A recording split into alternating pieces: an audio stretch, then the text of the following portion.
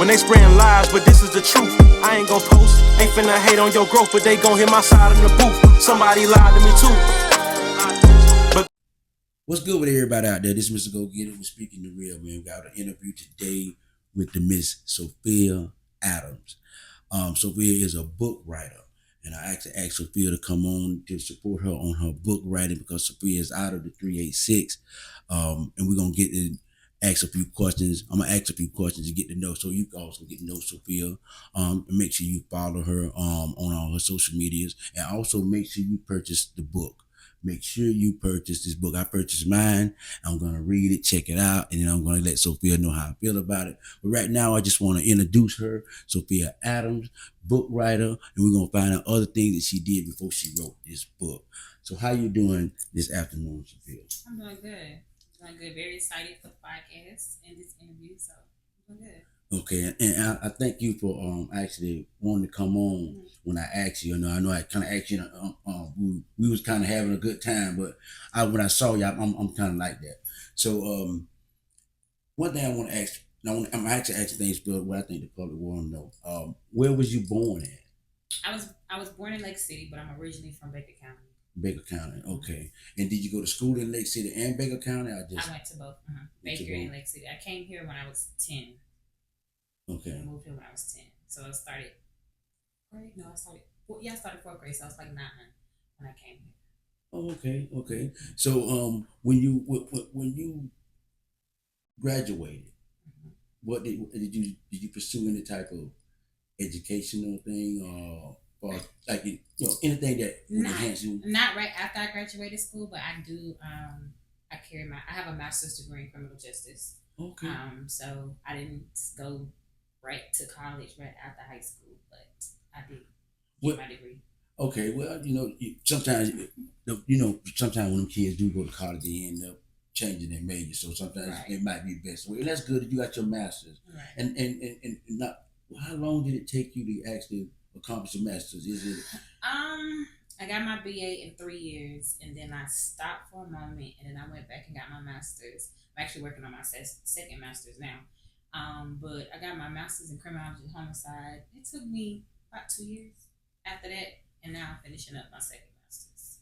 Oh, okay. So what is your occupation right now? I'm a case manager with juveniles. I work at a juvenile facility in Tallahassee.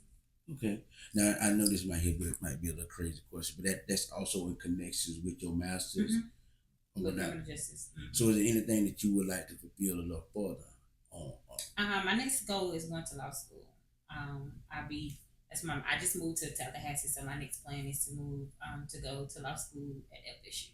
So I am working on getting to the law program there. Okay. So everything you trying to do is tied into your master. So it's not like you might I do this on this side and then I want to do this, but I won't. Well, I have other things like side things I like to do, but far as my career, that's my forte. Was the criminal justice, was the law side. Because I first started in nursing when I was in my early 20s. I did CNA work. I did like a few different other things, but that wasn't for me. Okay. And then I ended up starting at the prison, and I liked it, but I'm not like being a CO. So I started getting into school, going to college, trying to figure things out, and I really like law. So that's more so my per se. But like I got other side things, like of course writing a book, doing hair, doing different stuff. So other stuff I have on the side. Oh, so basically, there's nothing. All of us have those different things. So this is something that you love. So you like doing the hair. It's right. Is it like therapy for you or therapy for the person you hair you're doing? I don't like doing all types of hair. So like my main forte is doing dreads. So like right now, that's my goal is opening up a salon in Tallahassee, and that's what I'm working on now. But it's gonna be mostly like a lock shop. So that's therapy for me. I like just retwisting this style and just seeing the outcome of it, because like doing hair is art. Okay, so basically you that's where you have relocated at in Tallahassee. You went from Lake City to Tallahassee.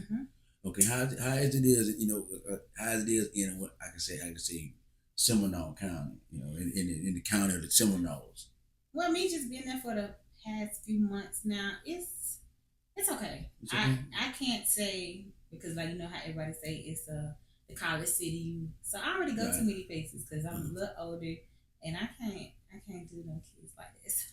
Right. Okay. So more so like it's cool. It's cool. It's like laid back little type place. You know, you find different areas, spots you go to, but my main focus really for Tallahassee is really business. Business. It's really business for me. So, and I did that because I know it's a lot of college town far as me because I had an online hair business, but I stopped it. So, but I'm going to revamp it and bring that back up. Okay. So I feel like that was a great area to start. Right. To start it out. And basically, you got a more diversity of people, and then when you start saying you're doing the locks, the hair thing, that's even big. And then, like I said, you do that's a college town. I think it's I know two colleges there. Yeah, Florida State family. Right. So yeah, that's so when it comes down to the book, actually, what inspired you to write this book? It's a tale of courage and beauty. The inspiration was my niece, which is on the back. She's on the back of it. She was born 2 years ago. She'll be 3 in October. And by just having the inspiration from my mother and knew that my mother, we weren't going to be here for a long time. So this book pretty much tells the story of how to stay motivated, be who you are. It doesn't matter who tells you this and who tells you that, you're going to continue to do it. So I wrote this book for her to always have, because we're not going to be here forever, but this book will be here forever. Right. It's like leaving a piece of a legacy. Right. So this is pretty much what it was based on from her, for her. And I got a second book that's publishing November the 8th, but it's about my nephew as well. So but this is mostly for her. Oh, okay. See, and that's another thing that I feel like each one of us should do. That have family, we should always write something down. Right. Even if it's just everybody can't write a book, but you can always write it down for your the up and coming children to see what really was going on in your family, not have somebody else write your history for you. Right. You write the history as you go on about it and leave a legacy like that. That's awesome. Right. So you actually wrote that for your family and for that's your niece, you say? My niece. Okay, and when you say you wrote it for your niece, it's basically you wrote it. I wrote it just for her to have something to go back on to encourage her. Oh. But I also wrote it for any individual young woman, boy.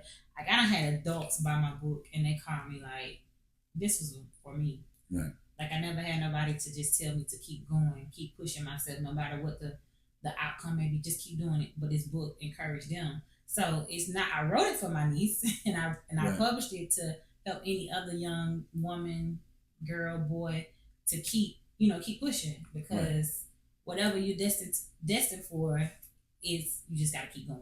So and I, when I read it, it said encouragement is basically the push forward. Like you said, you wrote it for your niece, but realize it's for other ears as well, and hearts and minds. Okay, because a lot of the books or a lot of things is written now. It's not written about us. Right. A lot of people make the fairy tales up.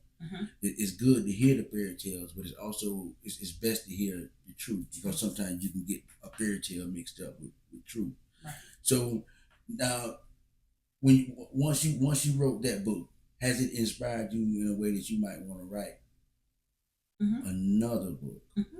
It does. It has like I I'm gonna publish another book coming out November the 8th, and it's called A Father's Love, and it was based from my nephew and my brother. My brother is an amazing father, and my nephew is in love with his dad.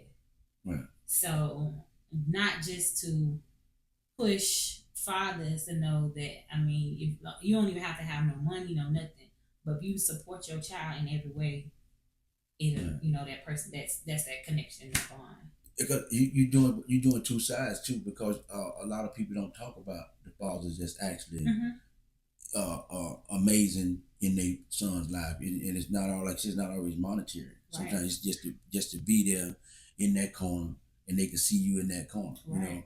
Is and that's good. But what I love about it is you are actually, how can I say it? You are actually showing fathers, men. Yeah. You know, you took 2 men out of your family. Right. That's awesome. That's awesome. These are things that I think about daily. Because actually, when I started my podcast, it was basically to help people put out what was on their hearts, on their minds, and on their spirit, to let other people know. Because some people want people to know because they want to spread that joy. Like you want to spread this about this book of encouragement. You wrote it for your niece, and then you realize, okay, man, wow, this could be opening for the whole country, the whole world. And what amazed me about it was that you was from here, you was from this area, and I'm like, man, when you can see somebody every day that you know have did something that's gonna leave a mark when they gone, and when you gone, that mark is still here. That's awesome. So that's one reason why I asked you on. I was like, man, that was, but when I seen it on Facebook, I was like, she wrote a book. I'm like, wow, you know what I mean? You know, this awesome. And then it made me think about the young lady I interviewed that wrote her book, and I'm like, man, this is awesome. Right. And then to know you see this person, and then know you're a friend of mine on Facebook. I feel like, you know, okay, that's awesome. You know, to be able, because I know, you know, we know everybody. You got some people that done wrote books that's famous, right? But we'll never see them, right? But then when you can see somebody that had that same aspiration of doing something that person that you feel in awe about what they did, but you will never see them. You know, I'd be more in awe, like, wow, you know, right? Because you never know where it's going to go. So in your job, criminal justice, are you leaning toward like lawyer, okay, or like a private lawyer, mostly I want to deal with criminal. I do want to be a criminal lawyer. But I don't think I want to be private so much. I kind of want to be on the back end, like work for a firm and be their lawyer. Like I want to represent the company, and then I might want to pick up on side cases, but that may change. Okay. But right now, that's where my mind is. Right now, as far as just working for a company and just being that lawyer for that company.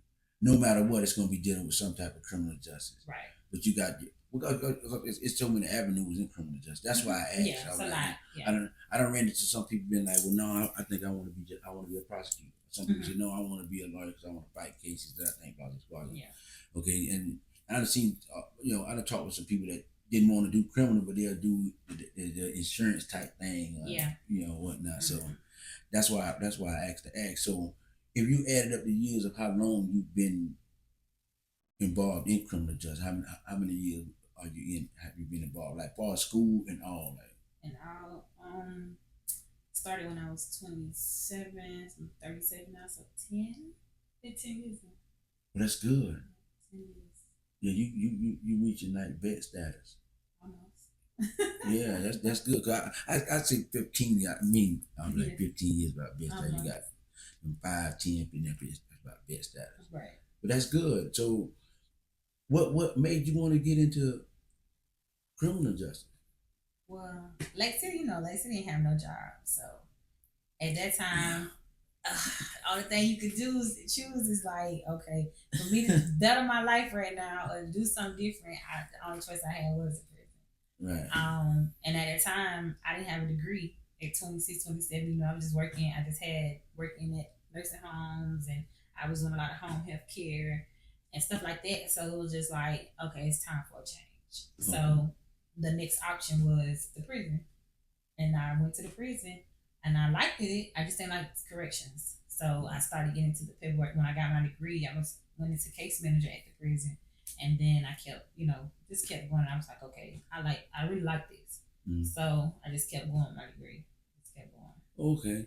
And because I have ran into a lot of people that worked at the prison and they stopped work because they didn't like it. And someone was nurses, someone was officers. Whatever, right. They were like they didn't like it.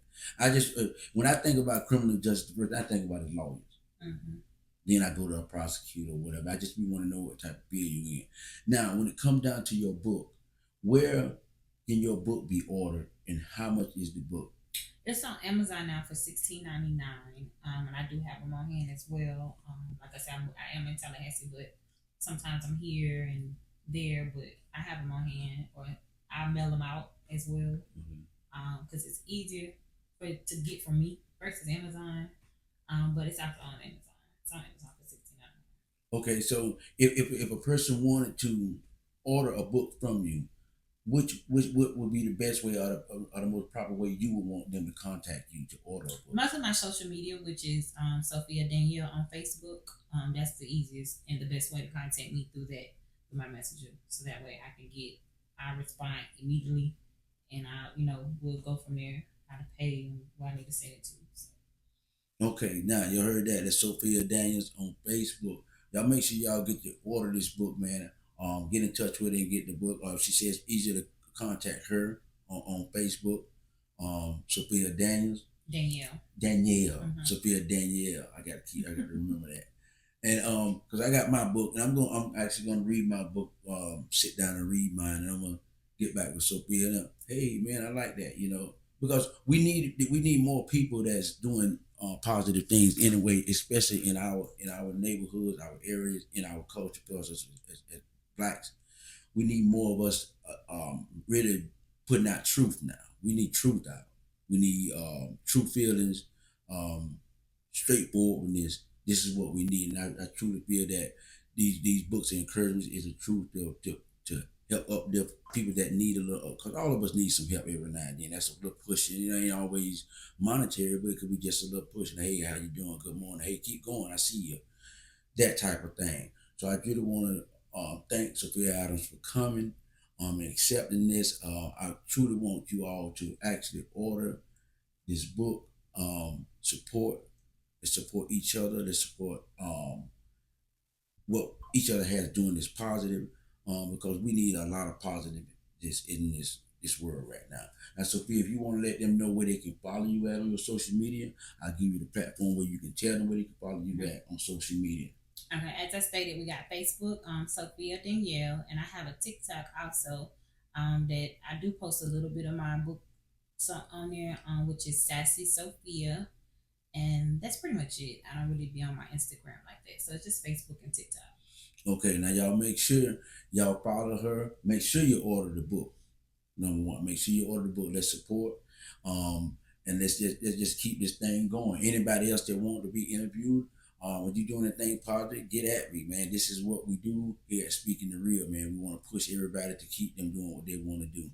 Thank you, Miss Sophia Adams, for coming. I appreciate it very much, and I will be letting you know about this book. Y'all make sure y'all follow me, Mr. Go Get It, on Speaking the Real. I'm Speaking the Real on Facebook, Speaking the Real on Instagram, Speaking the Real podcast on YouTube, and you can follow me on TikTok on Mr. Go Get It. Peace and love, and let's support.